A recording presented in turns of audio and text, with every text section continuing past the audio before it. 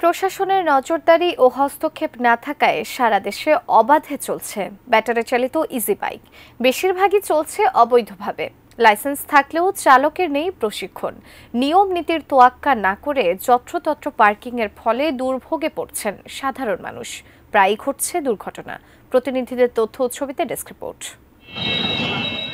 ঝিনাইদহ শহরে এভাবেই যত্রতত্র চলাচল করছে ইজি বাইক। ইজি বাইকের দাপটে সাধারণ মানুষের হাঁটাই যেন দায়। যেখানে সেখানে পার্কিং ও অদক্ষ চালকদের কারণে ঘটছে দুর্ঘটনাও। যানজট তো আছেই, তারপরে আপনার লেগে মানে জিনিসের দিক ঠিক নেই, ব্রেক কেটে বসে থাকে। লোকের পারবে 10 মিনিটে চলে যায়। পৌরসভা থেকে একটা চালক লাইসেন্স দেওয়া হলেও চালকের কোনো প্রশিক্ষণ দেওয়া হয় না। গোপালগঞ্জেও গলার কাটা হয়ে দাঁড়িয়েছে ব্যাটারি চালিত ইজি বাইক ও রিকশা। শহরের পাশাপাশি জেলার বাইরে থেকে আসা অটোরিকশার চাপে সৃষ্টি হয় অসহনীয় যানজট। ফলে হিমশিম খেতে হয় ট্রাফিক পুলিশদের। ইন্ডিকেটর দেয় বামে কিন্তু যায় ডানে। এদের প্রশিক্ষণ দিলে হয়তোবা এই যানজট থেকে আমরা কিছুটা মুক্তি পাবো।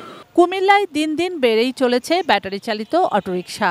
এদের বেপরোয়া গতি আর উল্টো পথে যাতায়াতের কারণে ঘটছে দুর্ঘটনা।